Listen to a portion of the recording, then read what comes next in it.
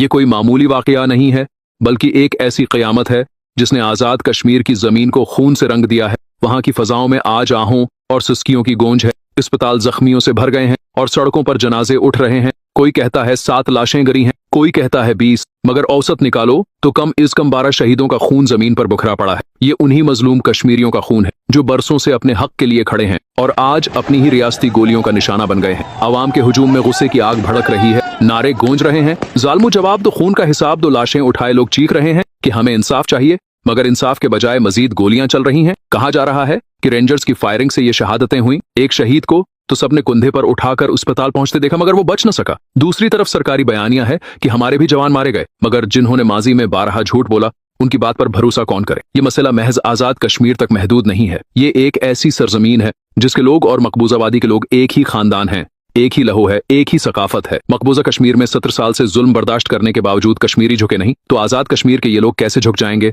ये खून रायगा नहीं जाएगा। ये जख्म एहतजाज को और भड़काएंगे। आज जलसे जुलूसों में खुले आम नाम लेकर तनकीद की जा रही है, ब्रिगेडियर्स तक का जिक्र हो रहा है। ये साबित हो रहा है कि अवाम का गुस्सा उस सतह तक पहुंच गया है जहां खौफ खत्म हो चुका है। पहाड़ों पर बंद मकामात में भी अवाम के जमी गफीर जमा हो रहे हैं और वहां के कायदीन कह रहे हैं कि अगर हमारे मुतालबात न माने गए तो ये आग मजीद फैलेगी। और ये आग सिर्फ कश्मीर तक महदूद नहीं रही। कनाडा, लंदन, बर्मिंघम, वाशिंगटन तक पाकिस्तानी एम्बेसीज और कॉन्सल्टेट्स के बाहर लोग एहतजाज कर रहे हैं। बर्मिंघम में कॉन्सल्ट जनरल बाहर निकला तो लोगों ने सामना किया। गुस्सा अरूज पर था, आंखों में आंसू और जबान पर सवाल, हमारे शहदा का खून क्यों बहाया गया। इसी दौरान मुतालिबात बढ़ते जा रहे हैं। ये सिर्फ माशी मसाइल या बिजली के बल नहीं रहे। अवाम वजीर आजम आजाद कश्मीर और पूरी काबीना के इस्ताफे का मुतालबा कर रहे हैं। ये तहरीक अब सियासी बगावत की शक्ल अख्तियार कर चुकी है। रियासती उदारों को होश के नाखन लेना होंगे। अवाम बार बार दोहरा रहे हैं, हम फौज के खिलाफ नहीं, हम अपने ही उदारों के खिलाफ नहीं, लेकिन अगर आप हमें जिंदा दफन करने की कोशिश करेंगे, अगर हमारे जख्मों पर गोलियां बरसाएंगे तो फिर सवाल उठेगा, नाम लिए जाएंगे और हर फायरिंग का जवाब सवालात के तूफान से मिलेगा। दुश्मन ताकतें भी खेल खेलती हैं। कहा जा रहा है कि कुछ अनासिर अंदर घुसकर इश्तियाल फैला रहे हैं, लेकिन सोचें,